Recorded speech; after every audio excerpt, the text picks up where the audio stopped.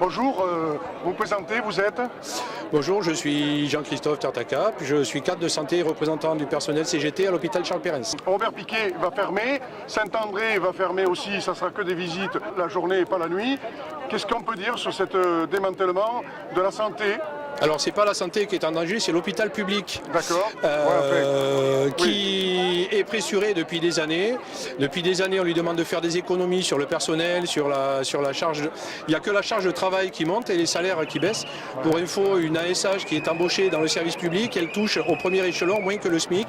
Il y a une ligne sur sa feuille de paye, rattrapage au SMIC. Pour info, c'est une fonctionnaire, donc ça fait partie des nantis qui touchent moins que le SMIC.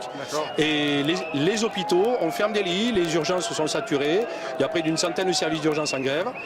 La psychiatrie, on lui demande de régler tous les problèmes sociaux, de traiter la radicalisation, et on lui baisse les moyens d'année en année. On vend tous les bijoux de famille, toutes les structures, on vend. Et voilà, il n'y a que le personnel qui n'augmente pas et les salaires. Donc aujourd'hui, vous êtes dans la rue pour améliorer vos conditions de travail et puis que le service public reste au service des citoyens. On est là pour garantir l'accès aux soins de tous les citoyens, qu'ils soient en zone rurale ou en zone urbaine. Et on est là pour, certes, pour nos conditions de travail, oui, mais c'est aussi pour maintenir autant que possible la qualité des soins. L'hôpital français est réputé comme l'un des systèmes les meilleurs au monde et on est en train de le tuer. Donc à un moment donné, il va falloir que peut-être les politiques réfléchissent, parce que quand ils vont se traiter dans le privé, parce que le public ne peut pas les accueillir, lorsqu'on défend une maternité et que notre épouse accouche dans le privé, faut aussi savoir se regarder en face. Oui. L'hôpital Robert Piquet, alors si on reparle des services d'urgence, l'hôpital Robert Piquet, son service d'urgence est amené à fermer. L'hôpital Saint-André, juste à côté, le service des urgences est amené à fermer. Donc demain, il y aura les urgences à l'hôpital de Pellegrin.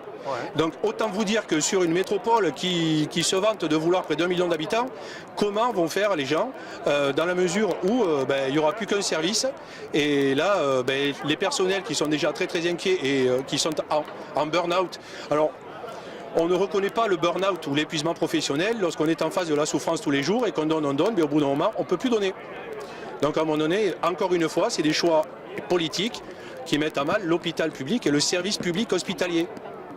Et n'oublions pas les EHPAD, parce qu'elles sont associées. Et là, c'est nos aînés qui sont dans des situations terribles, parce que nos personnels qui travaillent dans les EHPAD sont pressurés. Quand il y a un agent ou 2 agents pour 80 résidents la nuit, expliquez-moi comment il peut faire. Oui, c'est clair. Donc aujourd'hui, 16 000 personnes dans les rues de Bordeaux, commence une grande victoire. Est-ce que ce gouvernement va réfléchir et va faire marche arrière, il faut l'espérer? Jusqu'à présent, il n'a pas beaucoup réfléchi, donc s'il faut effectivement revenir dans la rue pour faire réfléchir, on y reviendra, mais on y reviendra aussi avec le privé, parce qu'il faut quand même bien savoir que tous les services publics génèrent des emplois privés, et dans les villages où il n'y a plus de services publics, les industries et les emplois privés diminuent aussi.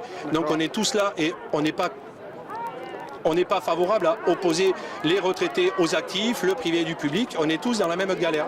Et les services publics, ça fait partie de la vie et du paysage français. D'accord. Merci beaucoup à vous, c'est gentil. Super.